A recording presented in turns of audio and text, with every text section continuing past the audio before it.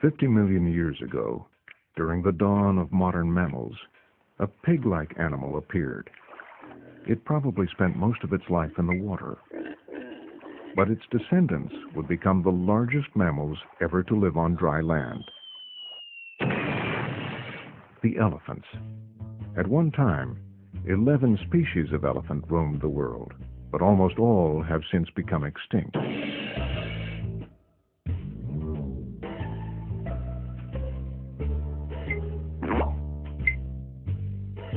The last to suffer this fate was the awesome woolly mammoth about 10,000 years ago.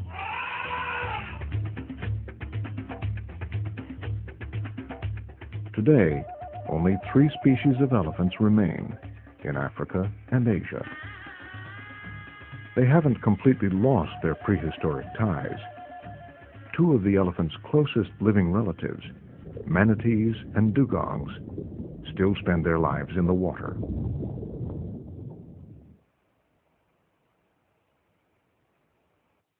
Elephants in Africa live south of the Sahara Desert.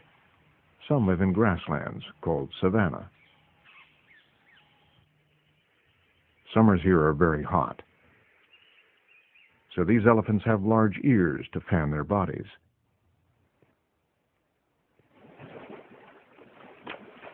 And their wrinkly skin helps too.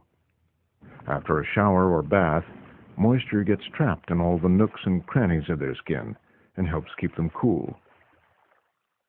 Other elephants live in the tropical forests of Central and Western Africa. These elephants have a smaller body and tusks than the savanna elephants. Their elephant cousins in Asia are also smaller in size. Their bodies are suited to the moist Asian rainforest, where cooling off is easier. His floppy ears aren't nearly as big as an African elephant's, and his gray skin is less wrinkled.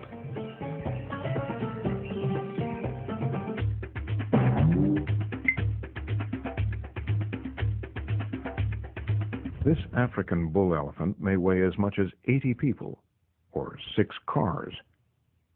His heart alone can weigh as much as a young child. He's also got really big feet, up to 1.5 meters, about 5 feet around. And his brain is larger than all other land animals, a bit larger even than ours. But big is just the beginning. That trunk has literally thousands of muscles, but there are no bones, so it can move in any direction. It is so sensitive, it can pick up a single blade of grass. And yet so strong, it can carry a tree trunk. They don't actually drink with their trunk. They use it like a hose to pour water into their mouths. A big elephant like this one could suck up about 3 gallons. That's 10 liters at a time. That trunk is really just an extension of his upper lip and nose, which has evolved over many thousands of years. It's the perfect tool for reaching high or low to eat, for scratching an itch,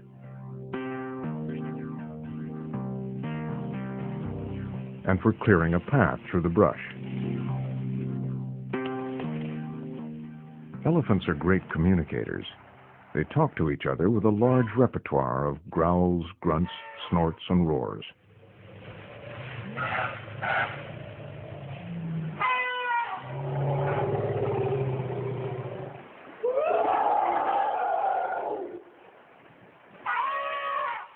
A loud trumpeting gives warning and gathers the herd. Most elephant communication is so low we can't even hear it. But his low-frequency rumbles can be heard by other elephants far away.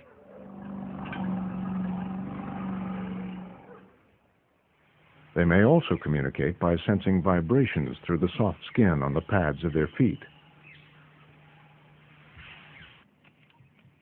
This guy will spend most of the day eating, putting away nearly 400 pounds, 180 kilos of food each day. That means elephants pass a lot of smelly methane gas, and they produce a huge amount of poop, called dung.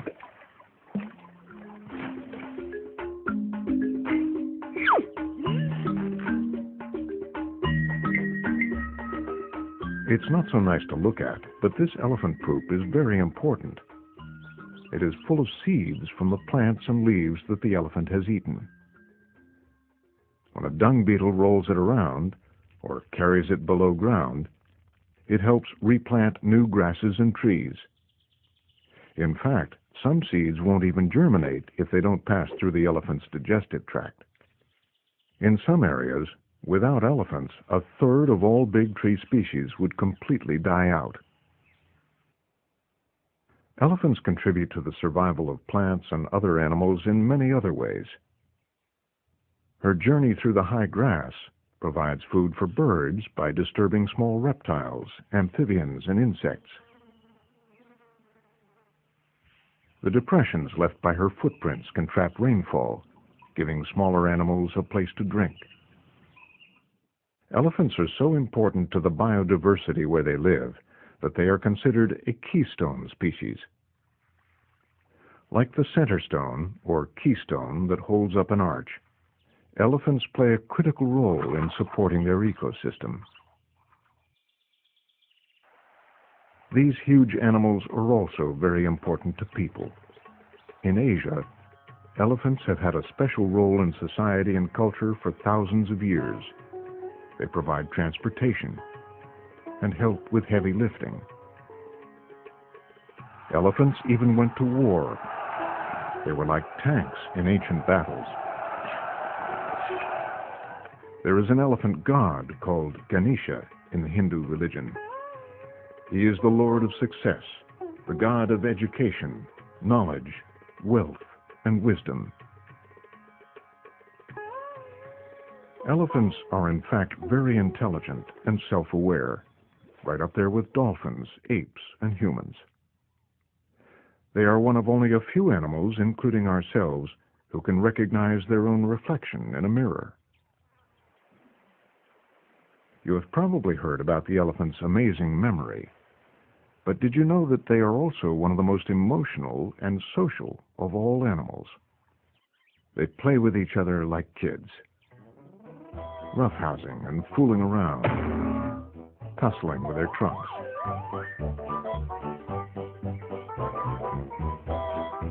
They share special greetings with family and close friends. They are loyal and care about each other.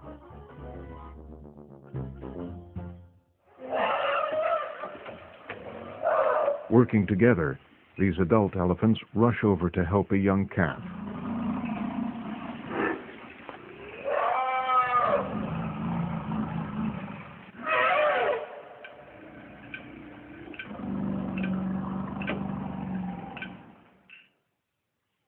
Elephants live in family groups with lifelong ties. Herds usually include just adult females and their calves. When male elephants grow up, they leave the herd to live a mostly solitary life. The oldest and largest female elephant is called the matriarch. This wise old grandma is in charge of the herd. Everywhere she goes, the others will follow. She decides when and where the herd will eat, drink, and rest. With many years of memory and experience, she knows where to find food and water during drought, and other things that are vital to the well-being of the herd.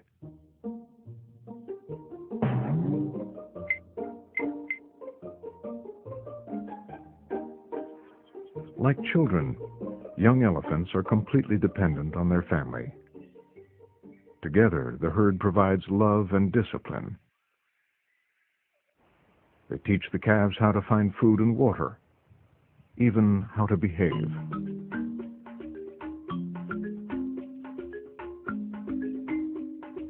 That strong bond starts from the very beginning.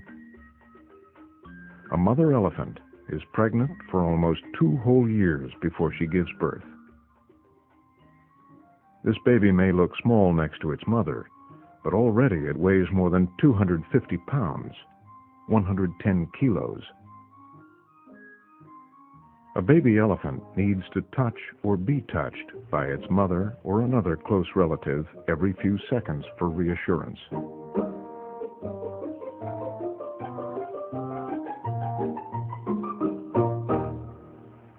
She will be nursed by her mother for up to 4 years.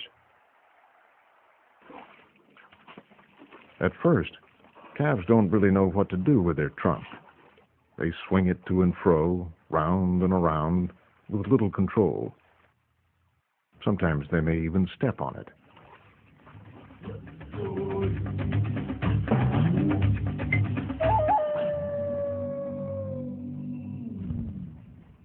Baby elephants have milk tusks,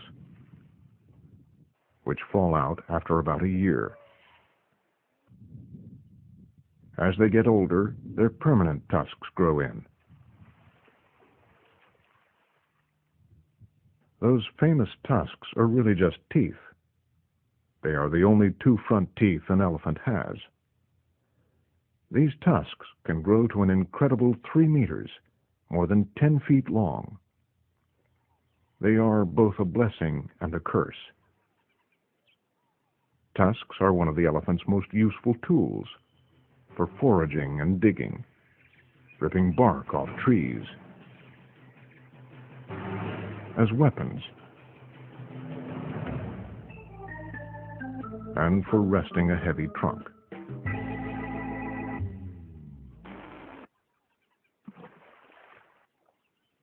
Just like right or left-handed humans, elephants prefer using one tusk more than the other.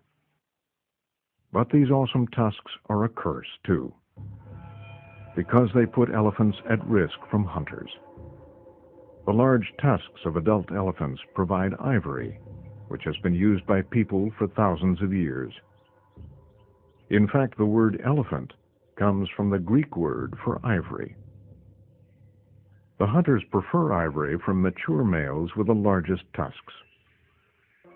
It's used for piano keys, billiard balls, fancy chopsticks, and other luxury trinkets. Tourists sometimes buy ivory souvenirs while on holiday in Africa or Asia, but every piece of ivory comes from a dead elephant. Elephant populations worldwide have dropped by at least 50% in the past century, and the ivory trade is mostly to blame. To help protect elephants, all international trade in ivory was banned following an agreement among governments in 1989. But sadly, the ban has been partially lifted since then. So illegal hunters, called poachers, continue to kill elephants, just for the sake of ivory trinkets. Elephants are also at risk because logging, farming, and other human activities are squeezing them into smaller and smaller areas. They are migratory animals that can travel more than 100 kilometers, or 60 miles each year, following the same feeding and watering trails. When these roaming routes are divided by roads and railways, or blocked by houses, elephant herds have trouble finding food and water. Hungry elephants may wander into farms and villages in search of food. People get angry when elephants eat the crops they need to feed their families. They do whatever it takes to make the elephants leave. They may injure or kill them, and people can get hurt too. Sometimes the best way to help prevent conflict is to keep people and elephants farther apart. In Malawi, Africa, IFA rescue teams moved a herd of endangered elephants out of harm's way. Many had been injured by local villagers protecting their families and crops. The elephants were sedated so they could sleep comfortably through the long journey, 150 miles, more than 300 kilometers, by truck and even by air. They woke up together in their new home, safe, healthy, and hungry, in a free-roaming reserve.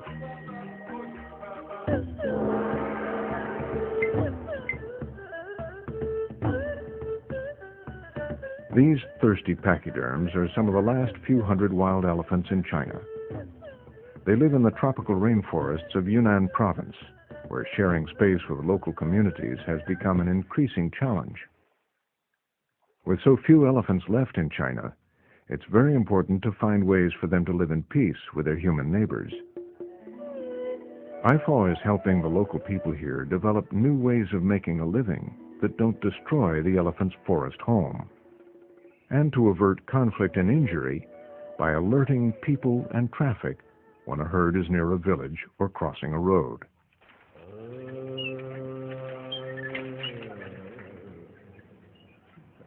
In India, a unique wildlife rescue center is helping create a better future for elephants, one calf at a time.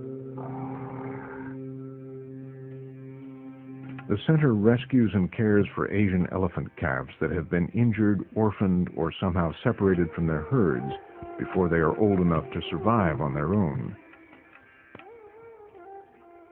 The young calves are given the same round-the-clock care that they would get from their mother. A bottle of milk,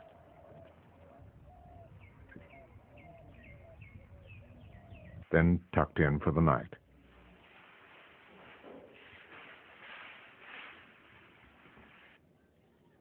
As the young elephants get stronger and begin to grow, they are taught how to live in the wild.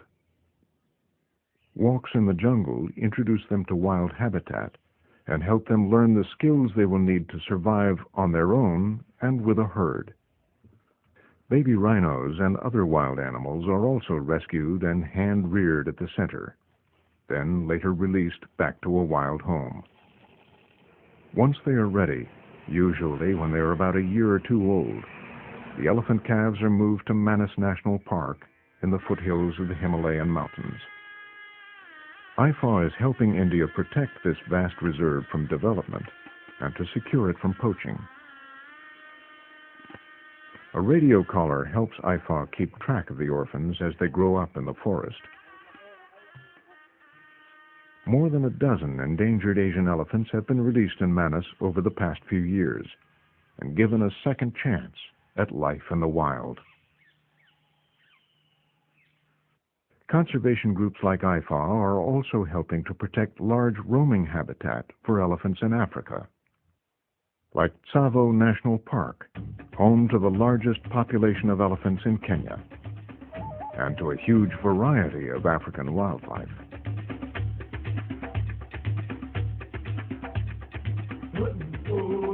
Such efforts give hope for the future of elephants and for the biodiversity of our planet. They say elephants never forget. It's up to all of us to ensure that we don't either. Together, we can make sure that this mighty elephant family doesn't end up just a memory.